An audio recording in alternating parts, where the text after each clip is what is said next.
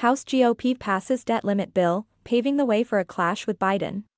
The House on Wednesday narrowly passed Republicans' bill to raise the debt ceiling while cutting spending and unraveling major elements of President Biden's domestic agenda, in a GOP bid to force Mr. Biden to negotiate over spending reductions or risk a catastrophic debt default. Facing his most significant challenge since being elected to his post, Speaker Kevin McCarthy barely cobbled together the votes to pass the bill, which was approved 217 to 215 along party lines. The legislation would raise the debt ceiling into next year in exchange for freezing spending at last year's levels for a decade, a nearly 14% cut, as well as rolling back parts of Mr. Biden's landmark health, climate and tax law, imposing work requirements on social programs, and expanding mining and fossil fuel production.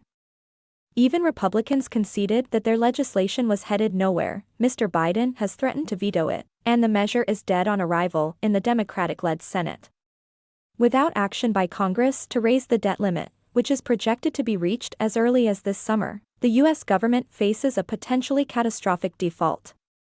But House Republicans regarded the vote as a crucial step to strengthen their negotiating position against Mr. Biden, amid questions about whether Mr. McCarthy would be able to unite his fractious conference to pass any fiscal outline at all. "We lifted the debt limit, we've sent it to the Senate, we've done our job," Mr. McCarthy declared following the vote, visibly pleased with the outcome after a days-long slog to rally Republicans around the plan. Pushing through a debt limit increase was always going to be a heavy lift for Mr. McCarthy.